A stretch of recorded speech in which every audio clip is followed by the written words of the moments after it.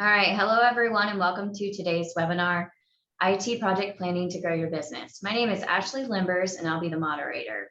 I'm the marketer here at Total Computer Solutions and I'm excited to be hosting the session today. Total Computer Solutions is a full service provider of IT support and services, including network security, cloud computing, network administration, and managed backup services in Central North Carolina. I'm pleased to introduce today's speaker, Andy Purcell. Andy is our business consultant here at TCS. He has over 20 years of experience in IT and security consulting experience.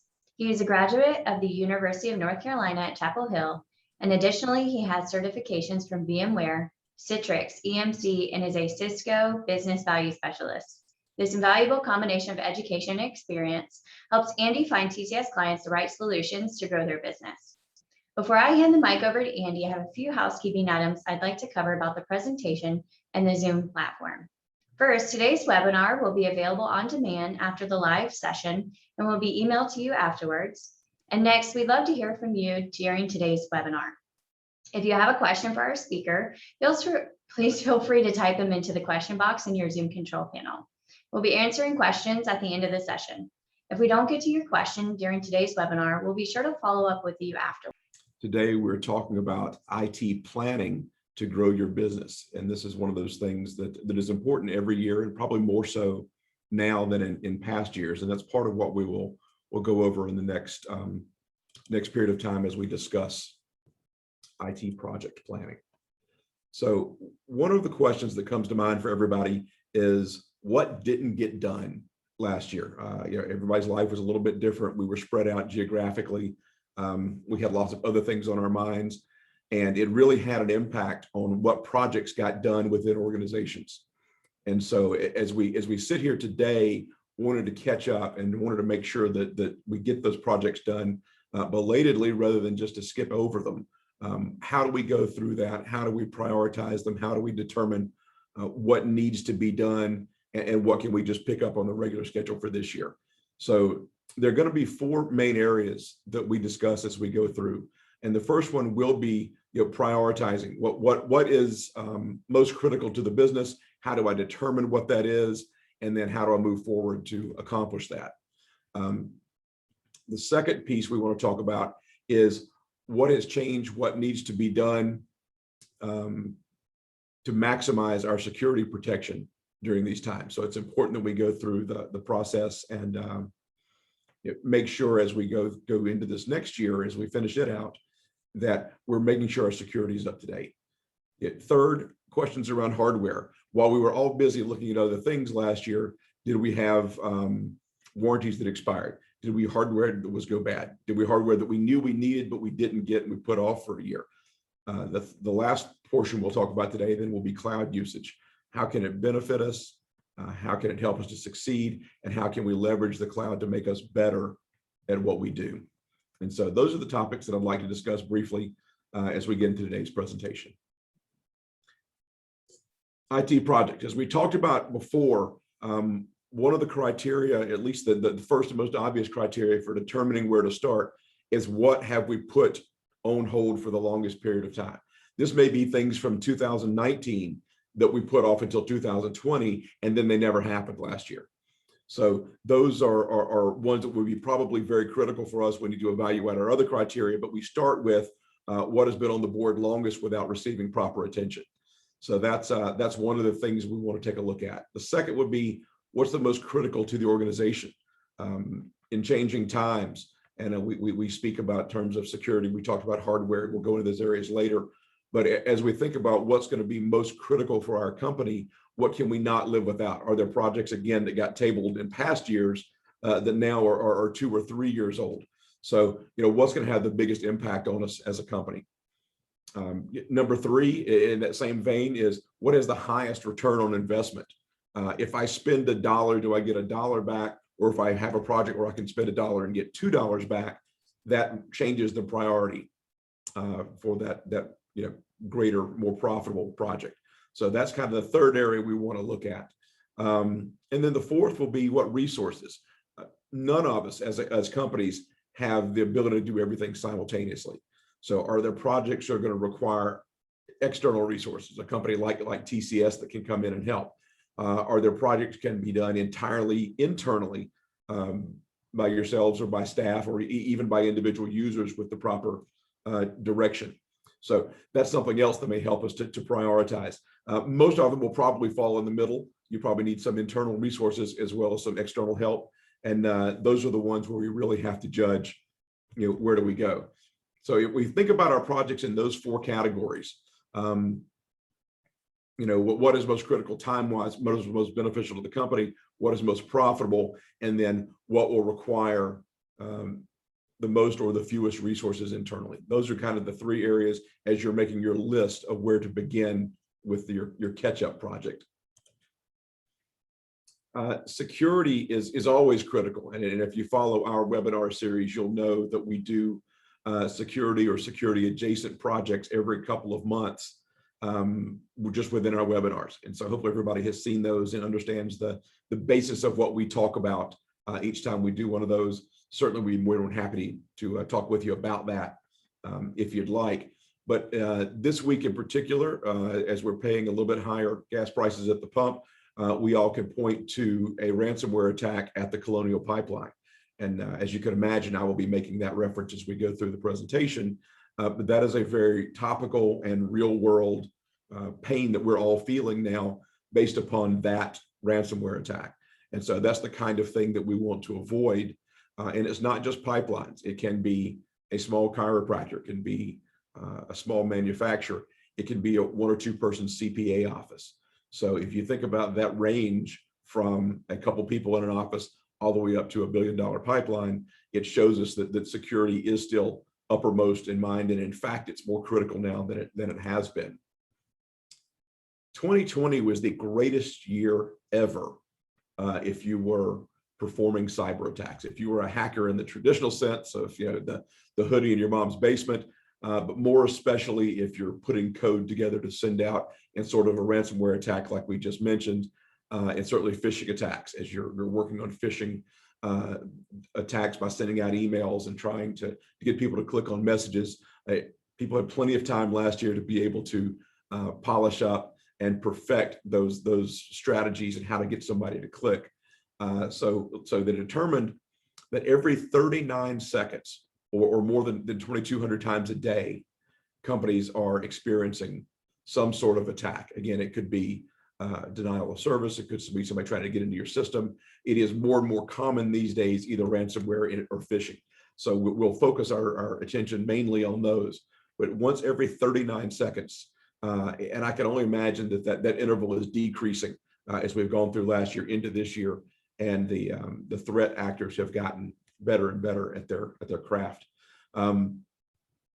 Data breaches, and these are literally sort of the old school definition of someone cracking into your system. They occur on a regular basis still, though they're not the preferred method these days. But last year, 36 billion records were exposed. Now, what exactly does that mean? What kind of records are we talking about?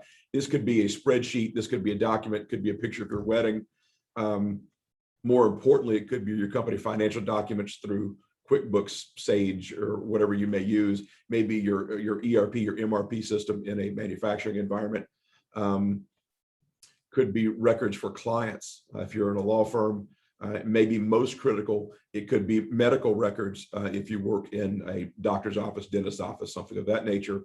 And the reason I say most critical is they're not actually after the files. They're not only after your bank accounts. They're not only after getting your personal information as a business, but they're after your patient records.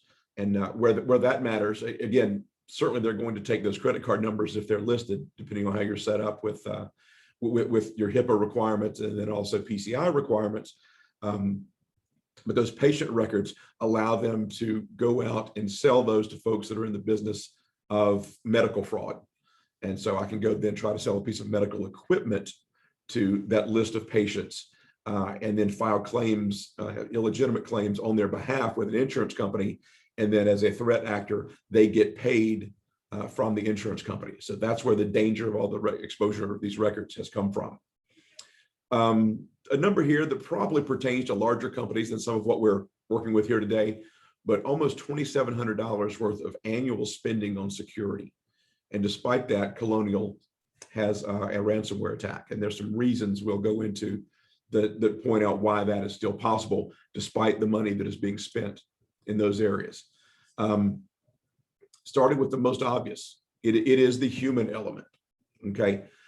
Almost all breaches today are occurred by human error. So that other area, that gap there, are those folks who are in the basement literally trying to break into your network. That is much, much less common than the breaches that are occurred through ransomware. And just by way of definition, ransomware means someone accessing your system, generally through sending an email, someone clicking on it, but there are other methods. You could have someone pretending to be from the phone office, the phone company coming into your office and planting some code on a server. It could be somebody within your own organization coming in and plugging in a flash drive, either maliciously or because they found one that the code was on. That's what the ransomware is, where it comes from. It then propagates itself throughout your system onto your servers, and it encrypts or locks up your data so that you cannot read it and access it and use it. And that is the definition of what happened at Colonial. The second is a phishing attack, is the second component of this 95%. And that is where they could spoof an email address. They could spoof not only the address, but the personage and the language and the personality of someone within your company, asking to change payment information, asking for a bill to be paid by the end of the day. I'm going to be off site. This vendor needs to have a bill sent to them today. Please wire $37,000. And everything in those emails or in those requests is absolutely legitimate, except for the bank account that the money is being wired, mailed, or sent to. So that's the two different kinds. That is the ransomware, that is the phishing. We can come in with various different versions of those same attacks, but that gives you a basis for that. And that's all because someone in your company allows that threat through the door. Usually it is by clicking on an email, but as mentioned, it could be an individual coming in, it could be something malicious, and it could be plugging in a flash drive to introduce that. The second bit of information here, 47% of employees cited distraction when working from home. So, one of the downsides, and I think we've all benefited from working from home, but one of the downsides is if you are distracted. The dog runs through the house, the kid needs something for school because they haven't been going to school much during the past year. But as a result of that, employees may not be quite as vigilant as they would have been in the past. So, I think that accounts for some of the increase in the attacks during this past year. The biggest one that you can fix most easily is weak passwords.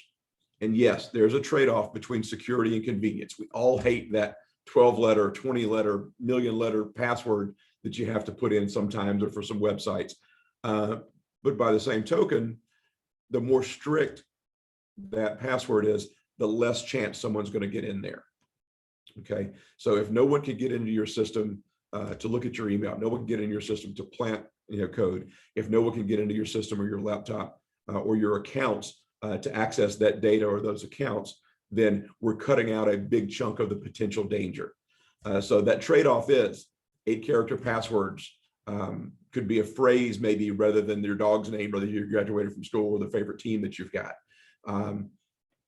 Certainly we've moved into using special characters, and that does help, but it is still somewhat limited in the security aspect. So it may be better to have a passphrase rather than a passcode. You may also use password protectors. There are lots of them out there. LastPass is one that if you search for, I'm sure it will bring up others. Certainly your operating systems, whether it be Mac or whether it be Windows, or if it's Chrome in your browser, you're able to record passwords. Though I will say the first place I would go look if I were going to be a hacker would be those Chrome passwords. So having a third party certainly makes sense to add a little complexity and try to eliminate some of those issues. And that is a piece of the strategy that we talk about here at TCS. The best analogy that I can offer you is it's like glass. I've got a window beside me here that I can look out. People can look in. It is a single pane of glass. If it were to get hit by a rock or something like that, it's probably going to break, right? Certainly, it is safer to have thicker glass. We use the analogy of bulletproof glass. And bulletproof glass is simply layers of glass of different varieties. You talk about here normal glass or blue glass along with polycarbonate. And you alternate them in layers, makes a much thicker and a much tougher combination by having those layers. We want to use that same analogy with security. Okay, it begins with user training. Let your users know how to identify a bad email, how to identify a link that might allow access to your system, how to stop that ransomware phishing before it happens. Patching, and we'll come back to this later in our hardware section, but we want to talk about patching your system. The vendors of the operating systems will put out, for Microsoft, it's every Tuesday, we'll put out patches and updates. It is very easy not to apply those. It is very easy to say, I'll do it next week.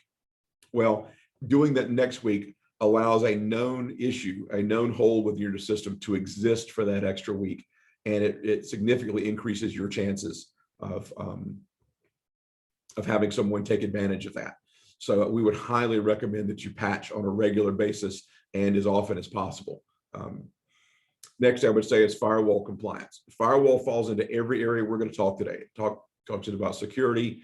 It's going to come into hardware. It's also going to come into what our future holds in a number of different areas, and even into cloud. So the firewall is an appliance that sits between you and the internet and acts like a front door or a gatekeeper to allow traffic in. And it can do that at a very, very high and sophisticated level, but it also needs to be updated and stay current. So we'll talk more about firewalls later, but it is a significant part of what you want to do in building that layered approach. You want to have something that's going to detect the malware. Certainly our antivirus is critical. It is only as good as it is current. So also I would make sure that we keep that current. Passwords, we spoke at length about a moment ago. We want to be sure that we have good, solid, lengthy passwords. Content filtering is the last piece of our layer that we put in place, the last one. And what that really means is, what is the content that's coming through? It's easy in a workplace environment. We can probably think of 10 types of content we don't want to have through.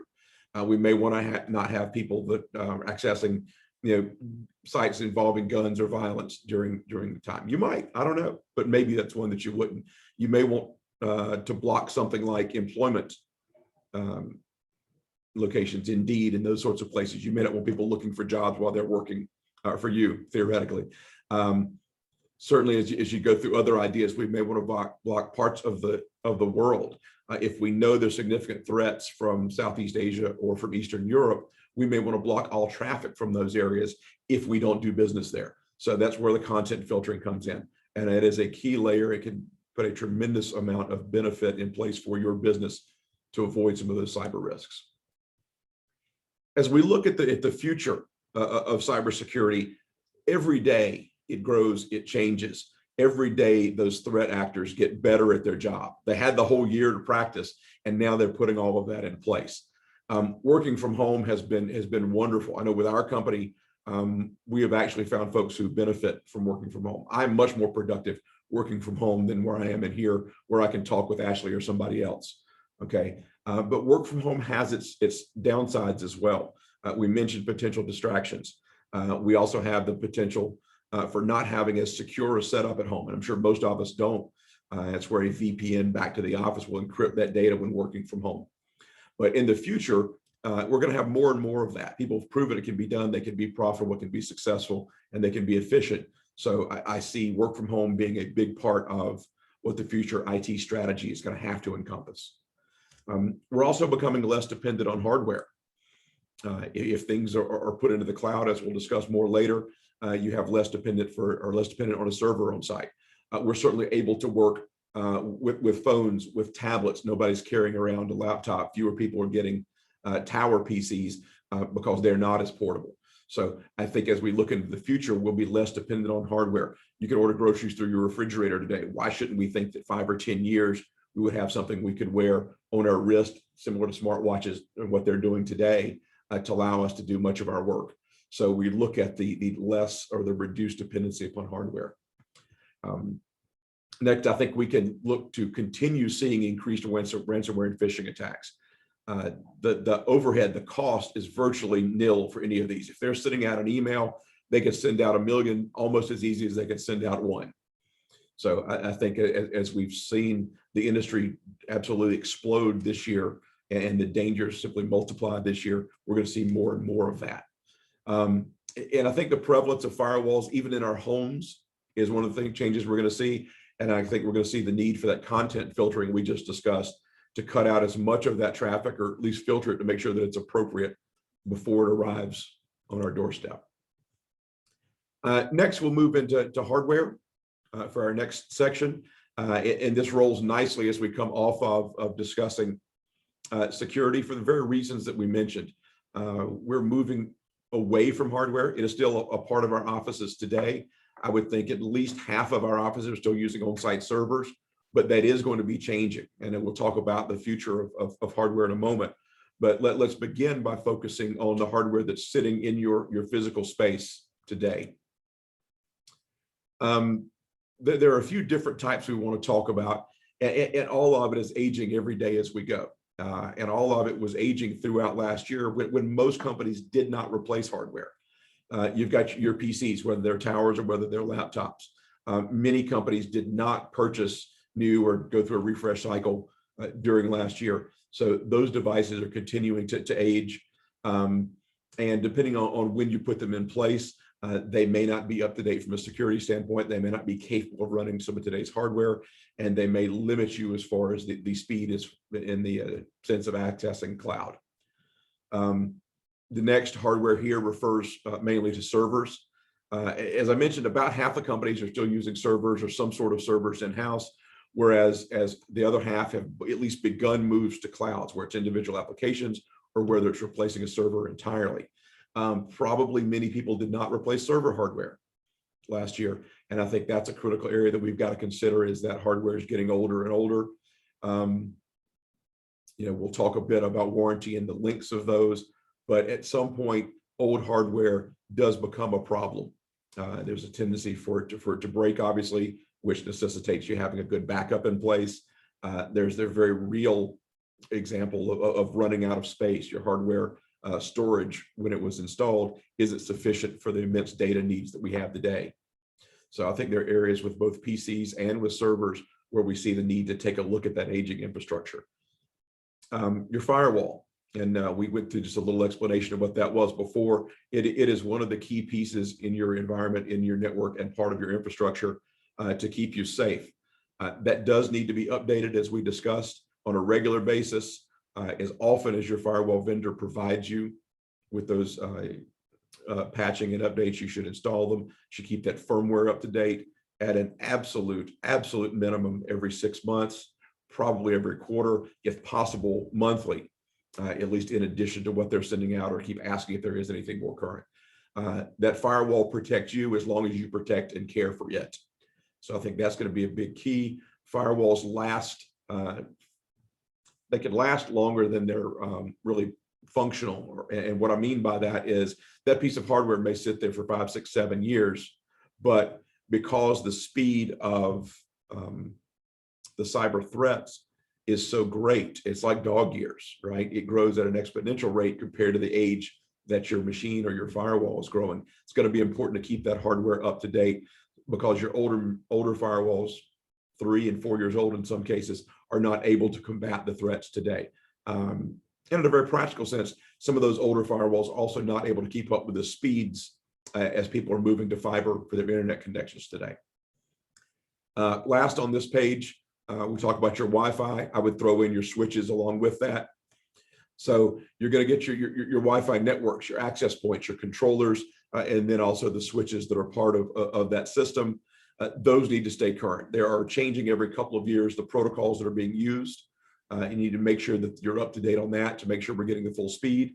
If you think even at home, depending on what your setup is with your router at home, you may have the option of using a 2G or a 5G connection within your house. And if you've got that line of sight, I can use the 5G. It's 2 or 3 times, maybe more times faster speed. But the 2G in a home setting can go through doors and across rooms, upstairs, downstairs, that kind of thing. But I would make sure that we're keeping that up to date, again, from a security as well as a speed standpoint, your Wi-Fi hardware and your switches. As we look at the very practical issue of warranties. How long do your warranties last? Are they up to date? Did something expire last year without you paying attention to it? And that's going to be key as we move forward, to remember that everything has a shelf life, if you will. PCs will generally come with a 3-year warranty, and they can be extended out to 5 years. All right, so that probably tells you how long that manufacturer expects for that PC to last. If it comes with 3, that's great, you're solid. They'll let you extend it to 5, that's good too. You may pay a slight premium for it, but by year 6, if they're not willing to warranty that hardware, probably tells you they're expecting it not to last beyond that. It's going to be critical that you keep the warranty up to date. You do extend it from 3 years to 5 years if you wish to keep the PC or the laptop.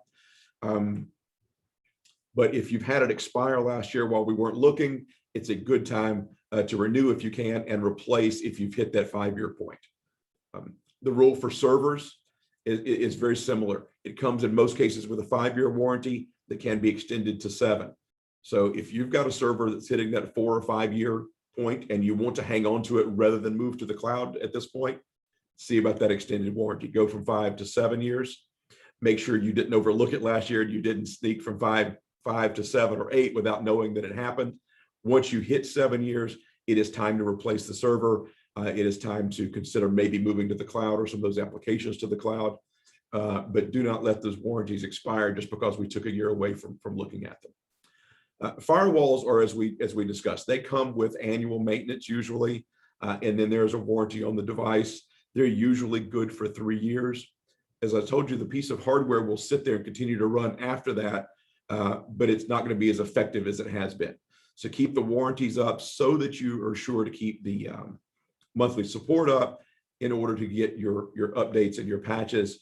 But after 3 years, it is probably time to replace that firewall, just because the technology is outdated and the cyber threats have evolved past what that firewall can protect.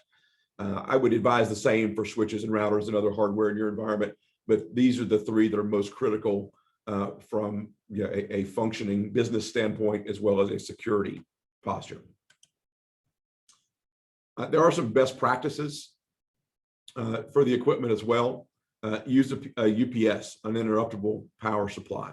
So if we have a storm, if we have or tornado come through, then you know that at least you're going to have time for that machine to be backed up potentially, or to be shut down in the proper fashion, and you don't have a failure of that device because it gets hit by a power surge, or because it's gets wet if we have a big storm come through.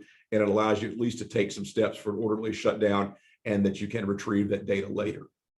Number 2 here is just as critically important, if not more so, is making sure that your data is continuously backed up. At TCS, we employ a strategy where we take an image every hour, and then we will roll that up typically at the end of a day. And that lets us make sure that your data is in most cases less than an hour old, certainly no more than from yesterday. And these hold true, especially as we move into the summer times when we do have severe weather and the potential for hurricane remnants as they come through and dropping lots of rain on us. Another good rule, and I know this is hard with the work at home, and I know I'm probably guilty of this myself, was to keep in mind that this equipment is for business use and not personal use, unless the employee has purchased it themselves.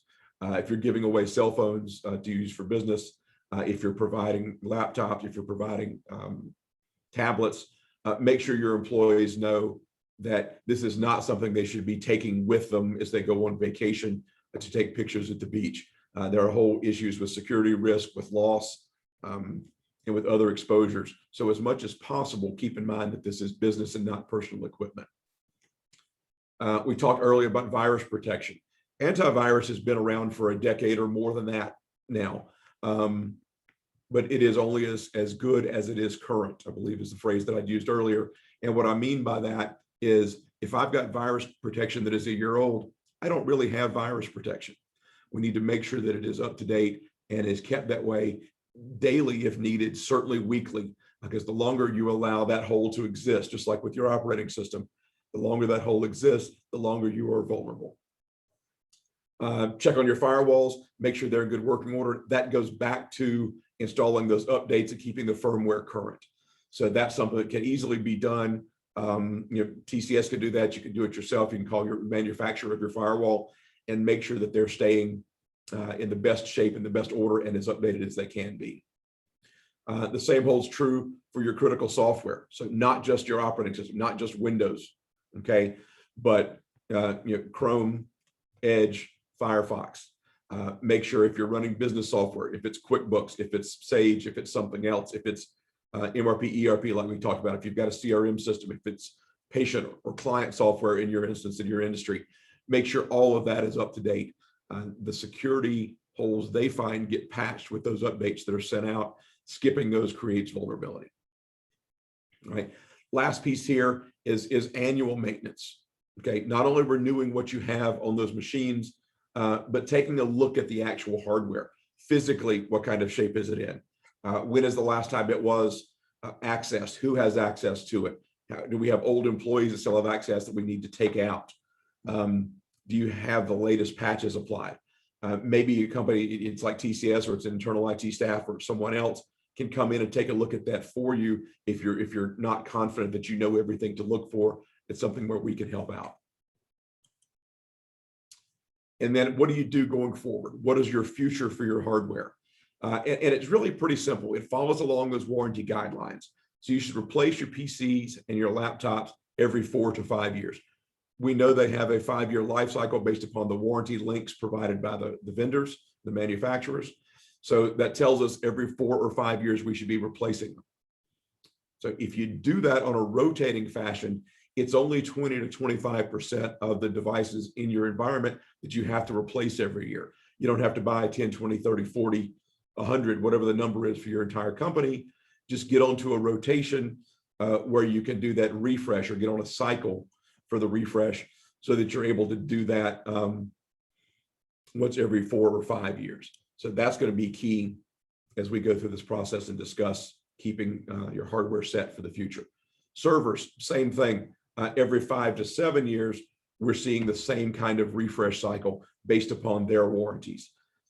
Further, you may want to look at going to the cloud for some of those applications or moving those servers entirely to the cloud rather than replacing. So it's a chance to change the way that you're doing business and bring up some benefits that we'll discuss here in a moment. More and more of those servers are going in that direction. Some of the applications are staying on site and some are moving, so people have a hybrid environment. But this may be a good time as you've maybe forgotten for a year or two, the servers are 2 years older than you think. This may be a good time to look at a cloud strategy, at least in a hybrid fashion. Same thing with your networking equipment. I would generally say 3 years. We talked about firewalls and why that's important to do it every 3 years. Your access points evolve, the new protocols that come out. You need to make sure you're doing the same replacements there. I would say switches and routers. Their job is to move traffic and direct it and tell it where to go, just as the name router suggests. It's important, though, that it stays current, not only from security, but as we talked about, the throughput. If you're used to getting a 100 or 200 megabit per second connection from your internet provider, and then you switch to fiber or it becomes available in your area, you probably want to upgrade to a gig switch if you haven't done so already to take full advantage of what the faster speeds are. So I would say that the future is refresh on a quarterly, or sorry, a quarter per year or 20% per year basis, and to do so based upon the recommendations for that individual piece of hardware. But it is going to be critical in staying current and making sure that we keep a healthy environment. Cloud. Been threatening to talk about cloud all day. Here it comes. We're going to talk about the benefits, why everybody's doing it. Is everybody really doing it? And why it might or might not make sense in part or in full for your organization. Business applications have run for years on hardware sitting in a closet in your office. And that has some issues that come along with it. They need to stay cool. They need to stay clean. They need to be updated on a regular basis. They need to be patched. Someone either on site or through an outside group needs to walk out for them, look out for them, make sure that they are secured and healthy. Well, all of that goes away with cloud, and you're able to scale as your business grows. So let's imagine that you're a small 10-person company.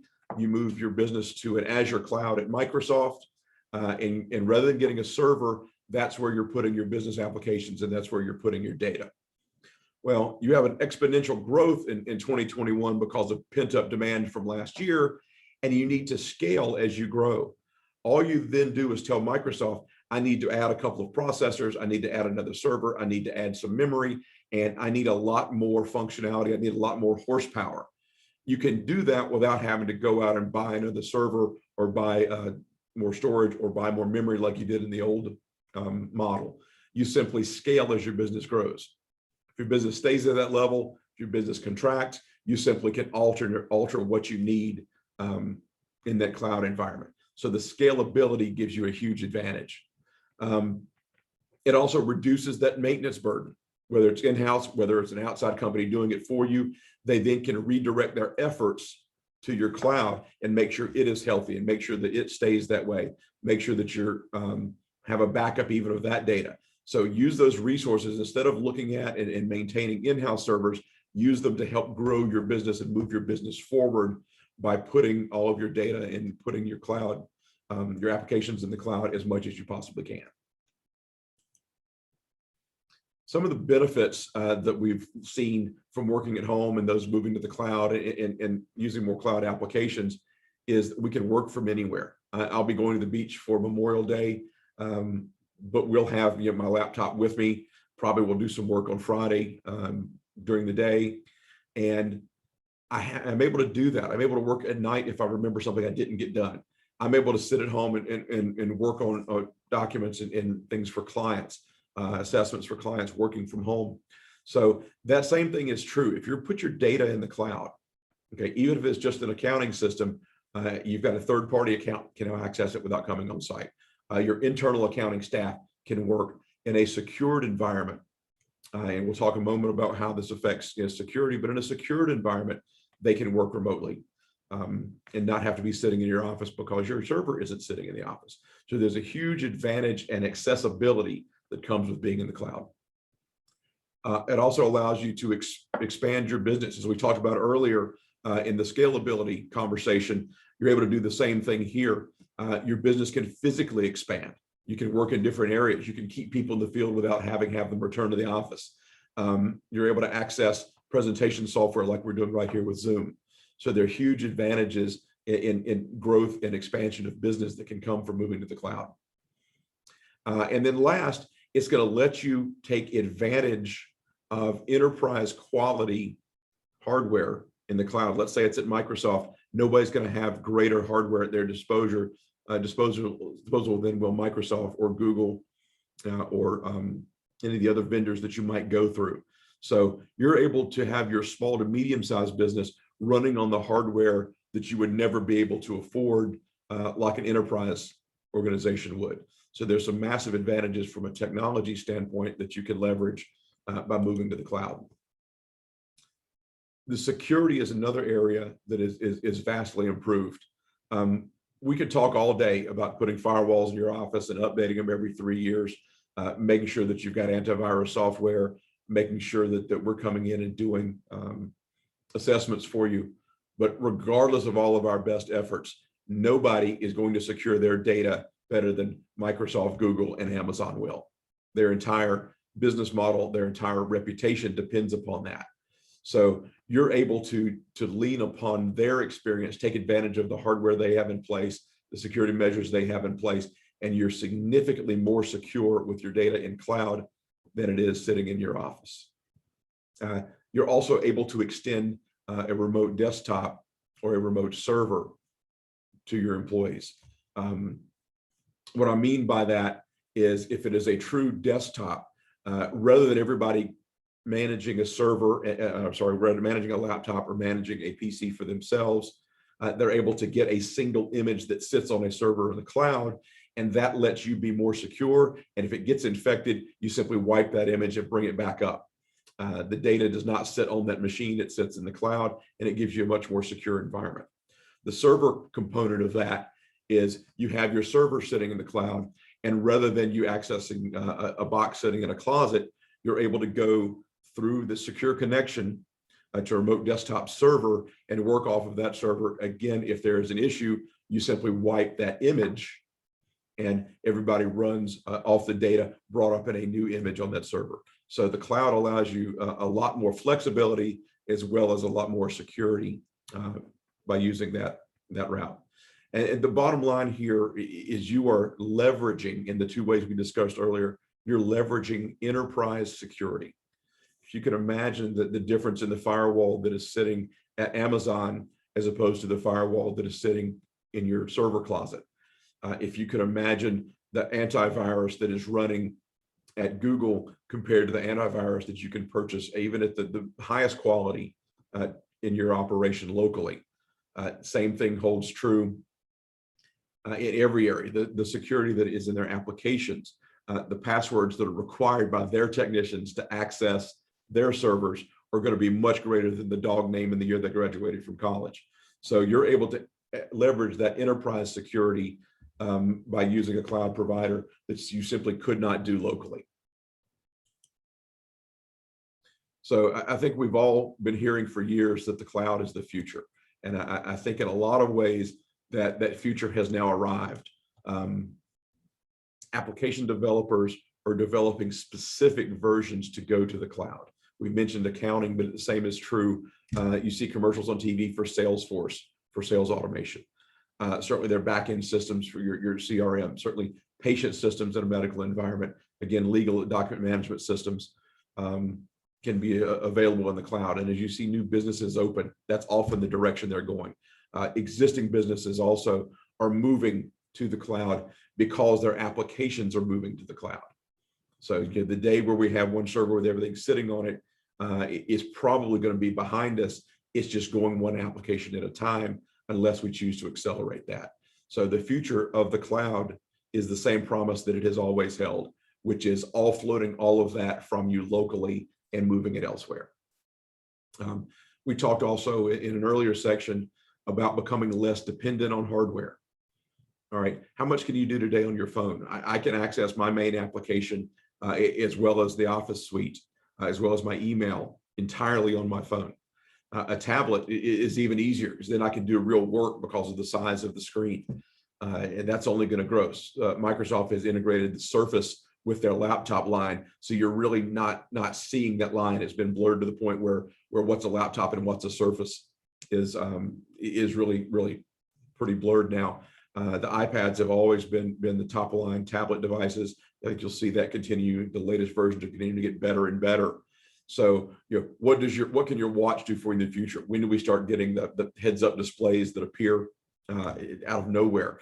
And those things are coming.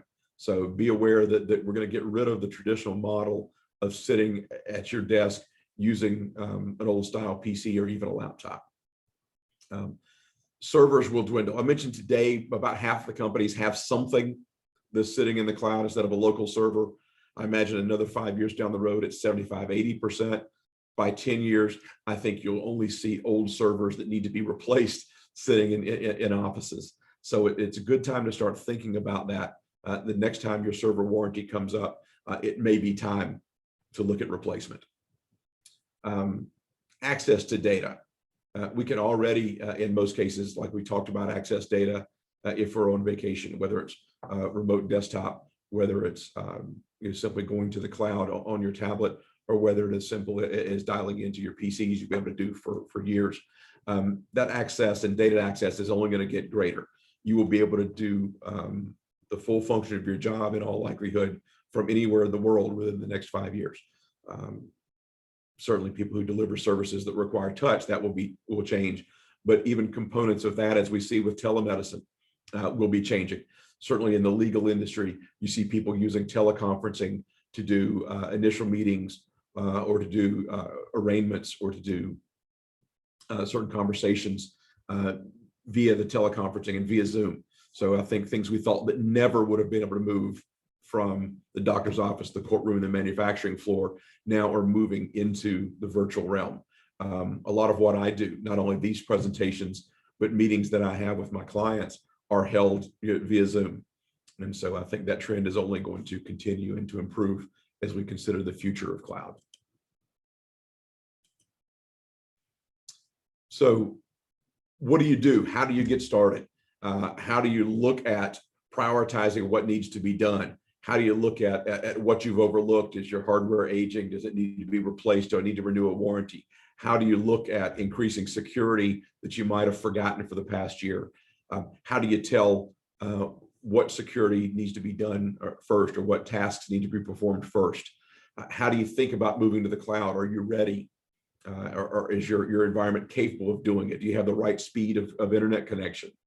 All of those things can be assessed. TCS performs risk assessments, and it takes a look at your environment and what risks you have. And along with that, it's what needs to be updated, what needs to be done, what needs to be removed or added.